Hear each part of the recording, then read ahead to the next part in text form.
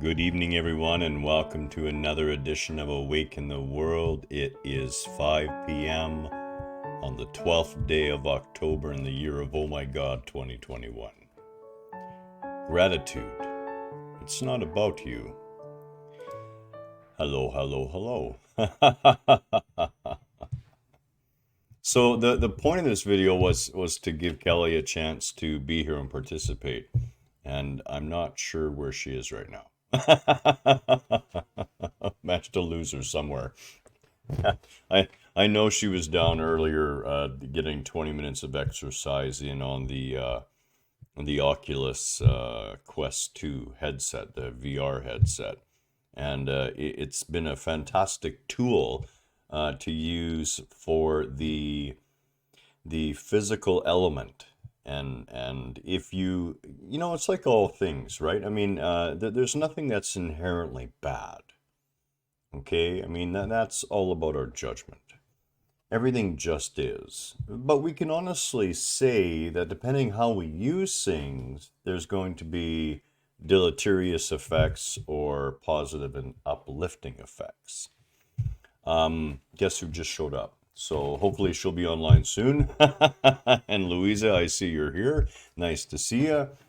We're going to talk about gratitude tonight.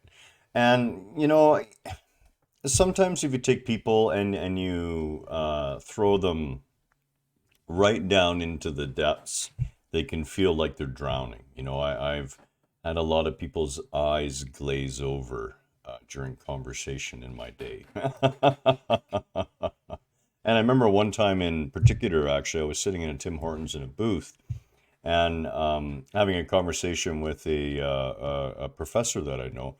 And we were interrupted by this woman who said, that she hadn't meant to overhear, but she just became so fascinated with our discussion and wanted to sit and talk with us. So next thing we knew, we had 4 or 5 people, and it was just a beautiful experience. And I guess this is really ultimately what we're talking about is in our experience. Everything is relatable through that. That's the only way it can be relatable here in this time frame. Every single thing is processed by the human mind. Even when your experience goes beyond the human mind, it is the human mind, when you return from that experience, that still has to process it. And a lot of people would say, well, how does this play into, and I see Susan's here too. Hi, Susan. How are you? I see I see how this plays into gratitude as well, and we're going to talk about exactly how we get to that. So, like I said, if we threw everyone in really deep and there hadn't been enough experiences beforehand to handle that deep, and you're not open enough, it can be almost, life-threatening to be shoved down that deep into it. So we've sort of taken gratitude through the stages. I'm grateful for the sun in the morning, and you can still be grateful for the sun in the morning. I'm grateful for the events of the day that went, exactly like I had hoped they had went. Now those are all the superficial sort of um, ideas of gratitude. That's gratitude on the skin of the orange. Just on the skin of the orange. And then there's gratitude that's a little deeper than that. Gratitude that gets right into the peel itself.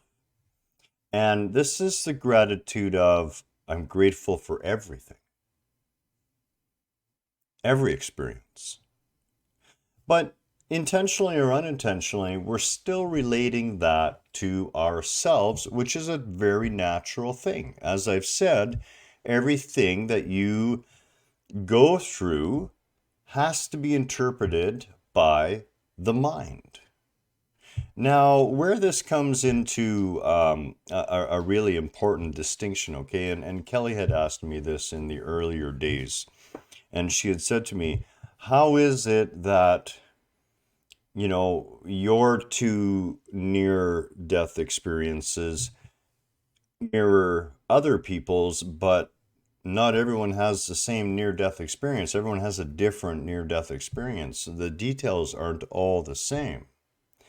And I said to her, well, that's actually very obvious when you think about it. So you can imagine that when you die, and you're not going to be graveyard dead, you're just going to be temporarily disassociated, okay? That's still an experience. That has to be processed. And since you're not totally dead, you're just sort of dead, and there is a knowing beyond what you currently know that you're actually going to be back in the physical realm and continuing on from that point. The experience that you have is an experience that your ego can relate to. And in order for it to be able to relate to, it has to use the iconography, the personas, and the imagery that most fits what your egoic perceptive self will be able to pick up from the experience. So you can see how if you were to have a near-death experience as a Christian, and you were deeply involved as a Christian, it would be very meaningless as a near-death experience, and perhaps a little bit harmful to your state of being to have to deal with it if in your near-death experience you were met by Buddha. And you asked Buddha where Jesus was, and Buddha said, I've never heard of such a person. You get my point. The point is all our experiences are programmed by creation itself to be relatable to us, to be understood. And we can call that the gift, that which we can truly receive from the experience. And how this applies to gratitude is when we step off that last cliff and take gratitude right down to the very bottom. And that's beyond the bottom that we thought we were at, with gratitude for everything. And that is understanding that gratitude isn't about you at all. What you're really doing is recognizing creation's role within existence, within life itself.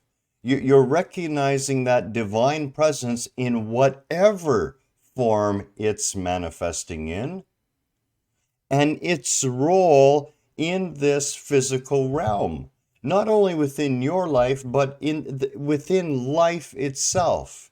In other words, gratitude isn't about you.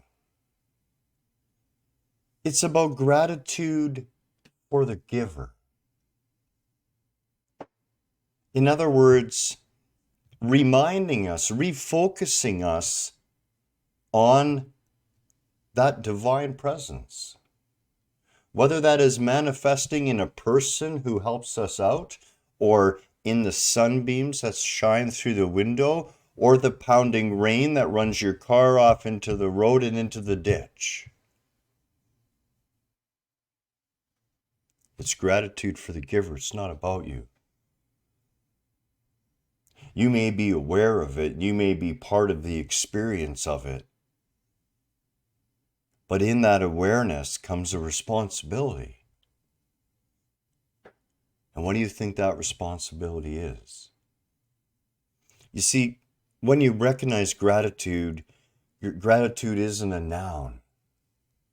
It's not a thing. It's in motion.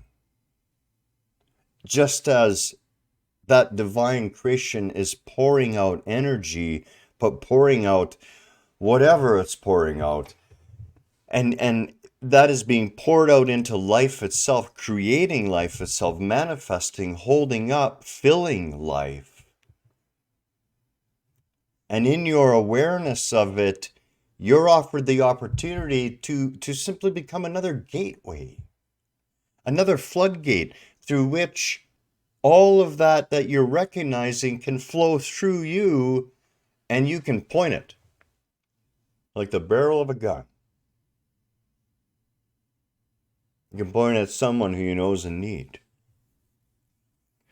Sometimes it's just the willingness to make other people aware that there is so much to be grateful for, even when we don't see it. And that gratitude isn't about us. It's to me, the idea that I would be grateful to win the lottery is totally meaningless. Because to be perfectly honest with you, I wouldn't be grateful to win the lottery. I would be grateful to be given the opportunity to make some of the dreams and desires I've had in order to help other people come true.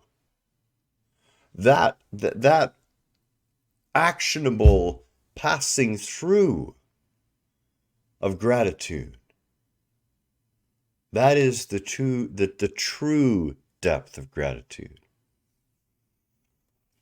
And as we know from many spiritual teachers and talks and other lectures that I've given myself on the subject, once you understand that you are the source of that abundance, when you recognize in gratitude the outflowing from creation, and you allow yourself to be that willing, surrendered, accepting floodgate,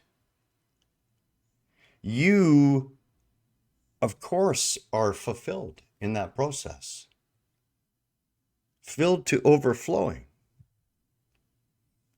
That's what's meant by my cup runneth over. It's not that you are being filled. It's that you have become a passageway through which it flows. So in that, you can allow yourself to be grateful for every experience. You can, enjoy the sun, be grateful for the rain, be grateful for the good friend that comes to you in time of need, but do so from a deeper place now. From an understanding that the focus is always on the giver and the opportunity to radiate that love in return. And you know what happens if two mirrors start radiating light back and forth between each other, right? That light can only expand and grow brighter and brighter and brighter. This is the true gift of gratitude. I don't want to go on too long tonight. It's a time of year where my impish self goes to a lot of places people think are relatively macabre in nature. And for me, it's not. Death is not an issue, and to play at death, to experience that we're doing it right now. We have the death of the way we used to think. We have the death of the cheesecake that we really enjoyed, that we devoured the last of. We have the death of the season, the death of the warm weather. But in that always renewal, rebirth, regrowth. That's it. That's all. Namaste. Have a beautiful Monday night, and we shall talk again very soon. Good night.